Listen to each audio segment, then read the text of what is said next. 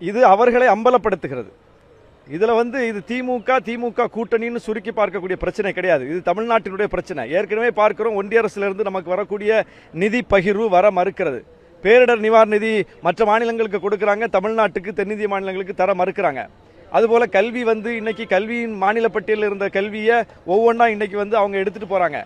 வரி வசூல் உரிமை நம்ம கையில் இருந்துச்சு, இன்னைக்கு ஜிஎஸ்டி கொண்டு வந்து அவங்க எடுத்துட்டு போயிட்டாங்க. இப்படி எல்லாமே பறிபோகி கொண்டிருக்கிற நிலையில் நாடாளுமன்ற பிரதிநிதித்துவம் என்பது நமக்கு எஞ்சி இருக்கிற ஒரு உரிமை. நாடாளுமன்றத்தில் நம்முடைய குரலுக்கு மதிப்பு இருக்கணும்னா நம்முடைய எண்ணிக்கை அங்கே அதிகமாக இருக்கணும். ஆனால் வடமாநிலங்களினுடைய எண்ணிக்கை 2 மடங்கு கூடும், நம்முடைய எண்ணிக்கை நம்முடைய விழுக்காட்டுக்கு ஏற்ப இல்லாமல் குறையும். அப்படின்னா அதை எப்படி ஏற்க முடியும்? அது நாளைக்கு தமிழ்நாட்டு மக்கள் எந்த கட்சியை வேணாலும் ஓட்டு போட்டு தேர்ந்தெடுக்கலாம்ல. இது ஒரு கட்சி பிரச்சனையா?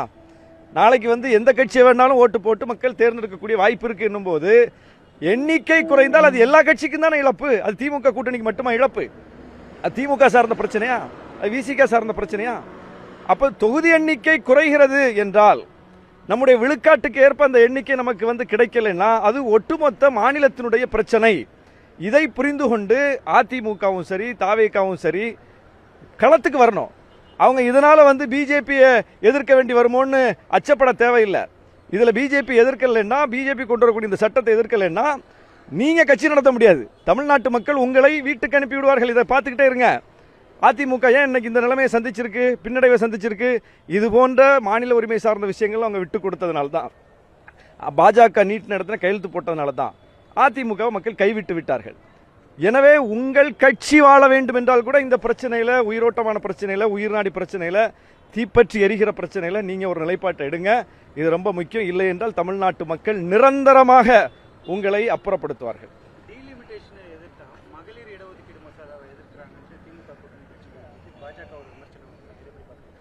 மகளிர் இடஒதுக்கீடு மசோதாவோடு இந்த தொகுதி வரையறை மசோதாவை சேர்ப்பதே முதல்ல ஒரு மோசடியான நடவடிக்கை. ஏன்னா மகளிர் இடஒதுக்கீடு கொடுப்பதற்கு இங்கே யாரும் எதிர்ப்பு இல்லை, எல்லா கட்சிகளும் ஆதரிக்கிறோம். நீங்க இப்பவே கொடுக்கலாமா? இப்ப இருக்கக்கூடிய நாடாளுமன்ற எண்ணிக்கையில சரிபாதி எண்ணிக்கை 50 விழுக்காட்டை மகளிருக்கு ஒதுக்கி கொடுக்கறதுல என்ன பிரச்சனை? ஏற்கனவே இருக்கக்கூடிய மக்கள் தொகை விழுக்காட்டின் அடிப்படையில் நீங்க அதை செய்யலாமா? இப்ப இருக்கக்கூடிய தொகுதி எண்ணிக்கையில அதை செய்யலாமா? சட்டமன்றத்தில் அப்படி செய்யலாமா? சட்டம் கொண்டு வரதுக்கு யார் தடுத்தா? அப்போ ஏற்கனவே அந்த சட்ட மசோதாவை கொண்டு வந்துட்டு அதை நாங்கள் அப்புறம் தான் கொண்டு வருவோம், அது அப்புறம் தான் நடைமுறைப்படுத்துவோம்னு சொன்னாங்க. இன்னைக்கு இந்த மகளிர் இடஒதுக்கீடு மசோதாவோட தொகுதி வரையறை மசோதாவையும் சேர்த்து கிளப் பண்ணி ரெண்டையும் போட்டு இன்னைக்கு முடிச்சு போட்டு வச்சிருக்காங்க. இப்போ இதை தொகுதி வரையறை மசோதாவை நம்ம எதிர்த்தா மகளிர் இடஒதுக்கீடு மசோதாவை எதிர்க்கிறாங்க எதிர்கட்சிகள் அப்படின்னு சொல்லி நமக்கு சீல் பண்ணி பெண்களுக்கு